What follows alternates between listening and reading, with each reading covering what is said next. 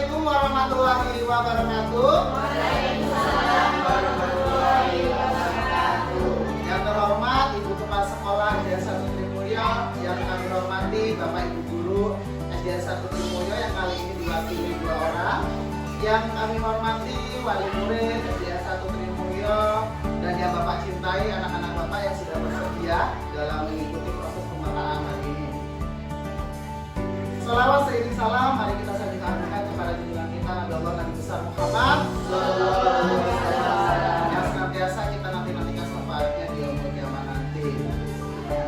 Disyukurkan Allah Subhanahu wa taala, Tuhan Yang Maha Esa, kita diberikan nikmat sehat sehingga kita dapat berkumpul bercengkrama dalam acara saya, yaitu calon guru penggerak angkatan 11 Kabupaten Lampung Selatan dalam pemetaan sumber daya aset modal di SDN 1 Trimulyo ini. Bapak Ibu, ternyata kita itu di SD banyak asetnya, ya. Aset itu bukan berarti benda, barang atau harta gitu. Tapi aset itu ternyata ada aset manusia. Ya, dari aset manusia ini kita bisa gali potensi yang dimiliki. Mungkin dari ibu guru atau bapak guru yang memiliki modal aset itu tuh kita gali. Misalnya dia mampu menari, kita gali dan kita kembangkan, kita bisa turunkan ke siswa. Mungkin dari wali muridnya juga, wali muridnya mungkin berpengalaman dalam bidang usaha kuliner, itu bisa nanti kita tularkan ke anak-anak bagaimana modalnya, perencanaannya. Nah, nanti masuknya ke P5 gitu. P5 ini nanti tentang usaha itu bisa masuk. Kemudian mungkin ada wali murid yang bercocok tanam, itu nanti kita bisa kembangkan cara menanam, cara menyemai bibit gitu. Nah, mungkin dari siswanya juga, dari siswanya memiliki potensi ini. Nah, kita gali terus di potensi dari anak, mungkin dari public speaking-nya, mungkin dari akademiknya, non akademiknya gitu. Kita bisa gali.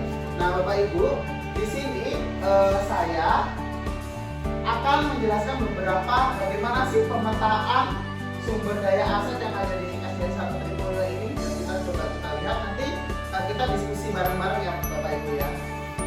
Kita lanjut. Nah, tujuannya di sini seluruh warga sekolah dapat mengidentifikasi sebagai sumber daya yang ada di sekolahnya dan strategi memanfaatkannya gitu.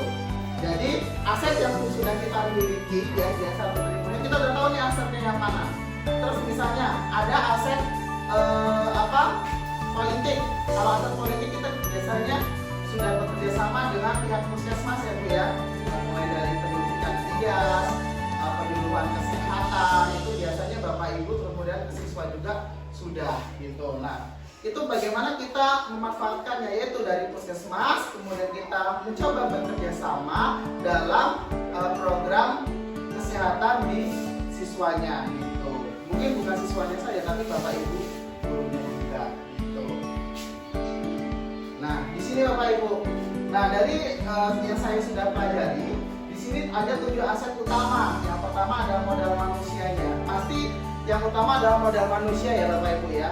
Ya, jadi kalau nggak ada manusianya ya nggak ada asetnya gitu. Jadi kita bisa gali dari modal manusia ini potensinya gitu, kemampuannya gitu, kita bisa memanfaatkan itu. Terus modal sosial.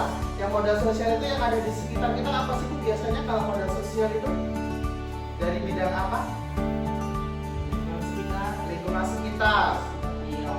Ya, bisa rohis. Nah, kalau di SDN 1 Trimulyo ini sudah ada rohis, sudah ada tapi belum berkembang ya. Nah, makanya itu kita bisa memanfaatkan tuh dari risma-risma yang ada di sekitar lingkungan kita untuk mengajari anak didik kita gitu. Yang kemudian modal fisik. Modal fisik ini contohnya seperti apa? Lapangan. Nah, kita di sini lapangan lebar ya. Nah, tapi kita mungkin belum tahu nih strategi pemanfaatannya gitu. Hanya lapangan saja gitu. Nah, mungkin dari wali murid nanti bisa mengusulkan dari modal fisik lapangan ini, kita mau bentuk seperti apa. Nah, kita sudah punya modal sosialnya. Mungkin ada di sini di sekitar Trimulyo ini ada permainan voli ya. Nah, dari permainan voli ini kita bisa ambil nih dari aset yang kita miliki untuk modal fisiknya. Bergotong royong membuat lapangan voli ya, 1 Trimulyo. Kemudian mereka juga pun mampu melatih anak didik. Terus kemudian Nah, modal politik ini ya sama sepertinya, dari mulai puskesmas, kemudian dari polisi, terus kemudian dari pemerintah desa, itu kita bisa minta bantuan lah gitu dari politik ini gitu. Terus kemudian dari modal lingkungan alam. Tahu sendiri ya Bapak Ibu ya, SDN Sabun Primo ini sangat luas, lahannya luas gitu. Nah, bagaimana kita dapat mengolah lingkungan alam kita ini dengan baik? Nah, sehingga kita dapat dari modalnya. Misalnya lahan kita cukup baik nih. Nah, sekarang kan ada program P5 ya Bapak Ibu ya. Jadi P5 ini mengembangkan bakat anaknya.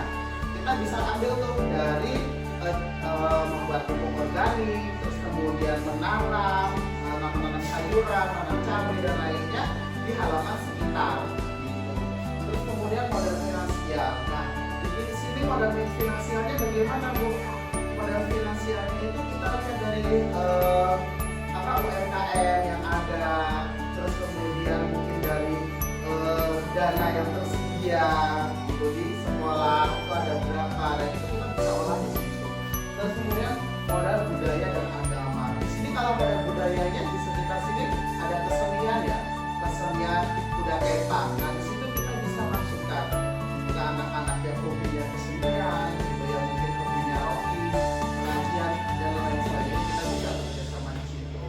Nah, Bapak Ibu dari sini ada yang mau ditanyakan? Oke, boleh? Apakah kami murid dapat berperan? Oke, pertanyaan bagus. Apakah murid dapat berperan dalam pengambilan keputusan atau pemetaan ini?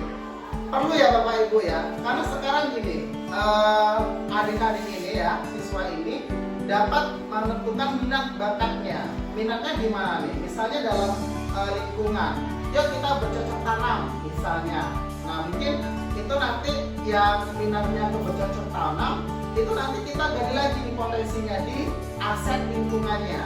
Oh, kita undang siapa ya yang bisa mengajari, misalnya kita mau ke hidroponik atau ke tanaman organik ya, dari mulai pembuatan pupuk, terus kemudian dari bagaimana menanam benih, kemudian bagaimana memindahkan benih ke tanam gitu. Nanti itu kita dapat bekerja sama dengan wali murid yang berpengalaman di situ. Nah, di situ jadi pentingnya murid terlibat dalam pemetaan ini. Jadi kita tahu nih minat bakatnya gitu. Jadi minat bakat dari si siswanya. Nah, ada lagi pertanyaan?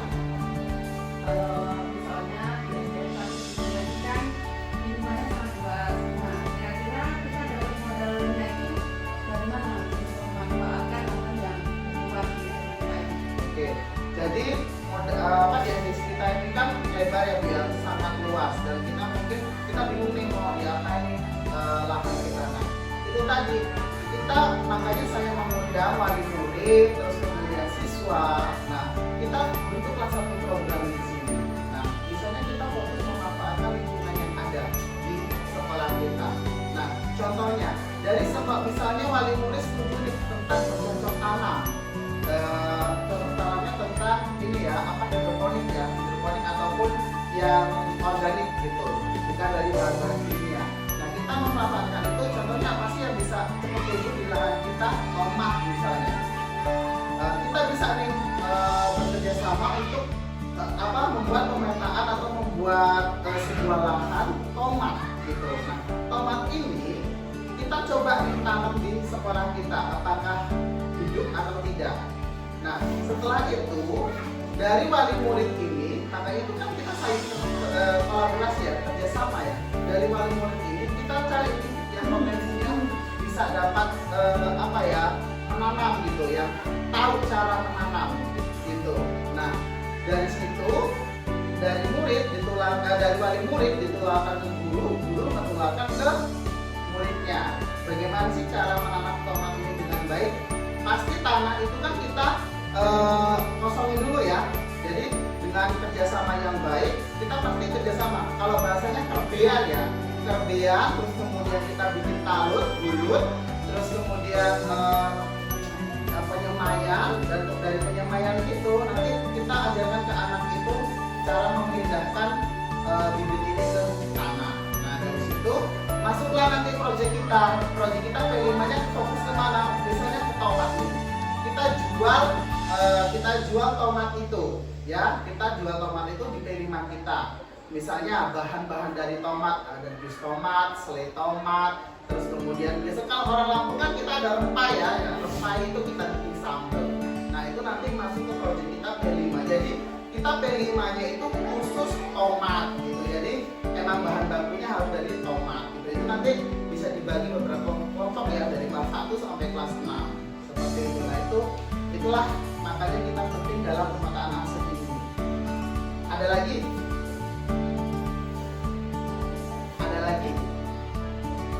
Cukup?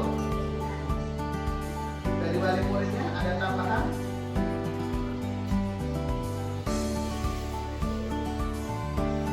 Cukup ya? Setuju ya?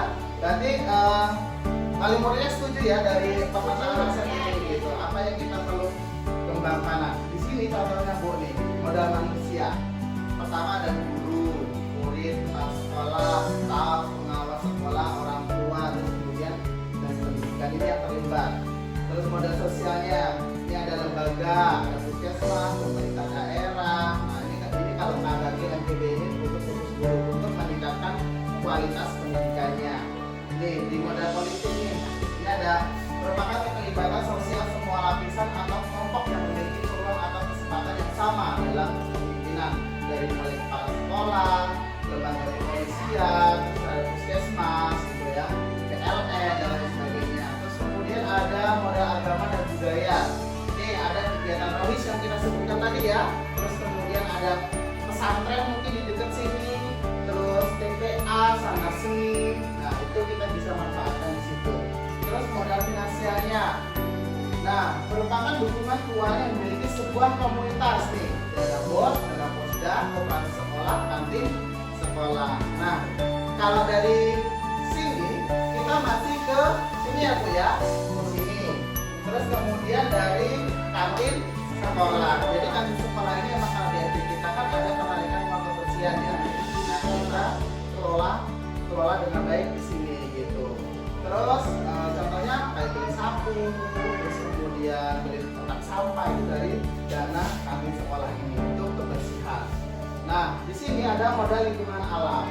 Modal lingkungan alam ini terdiri dari udara, lingkungannya bersih, dan tanah perkebunan. Yang saya bilang tadi ya, jadi SD kita luas, tapi kita nggak tahu nih bagaimana pemanfaatannya. Gitu. Makanya itu tadi kita kalau bisa ya membuat program yang benar-benar melibatkan wali murid, siswa, gitu tentang pertanian ya. Terutama kalau pertanian kan harus kerjasama, gotong royong gitu ya. Ada yang tahu cara menanamnya, ada yang tahu mungkin pupuknya berapa kali, siramannya berapa kali gitu ya. Terus kemudian dari modal fisiknya, nah ini ya kita ada ya bangunan, ruang kelas ada ya, gedung perpustakaan, toilet.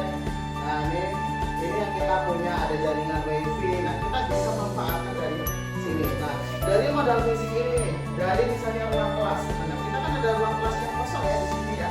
Ruang kelas kosong ini kita manfaatkan buat apa? Misalnya untuk literasi, ya untuk literasi membaca gitu untuk anak-anak gitu. Mungkin setiap paginya atau setiap istirahatnya mungkin 1 minggu 1 buku itu bisa, nanti bisa manfaatkan di situ. Gitu ya. Ada pertanyaan lagi? Cukup? Cukup ya? Kalau cukup baik itu saja. Nanti kita bisa lanjut di hari kedepannya untuk pemetaan ini dan program kita berjalan ya. Nanti kita pemetaan dulu nih, kita kan butuh beberapa 4 hari atau 5 hari ya untuk pemetaan ini. Kita memetakan program mana yang cocok untuk murid gitu. Oke, baik Bapak Ibu, adik-adik, terus ibu-ibu wali murid, terima kasih atas waktunya. Semoga pemetaan ini kita dapat berkembang ya dan dapat diterapkan. Amin. Baik, jika ada salah kata dari saya mohon maaf. Saya akhiri. Wassalamualaikum warahmatullahi wabarakatuh.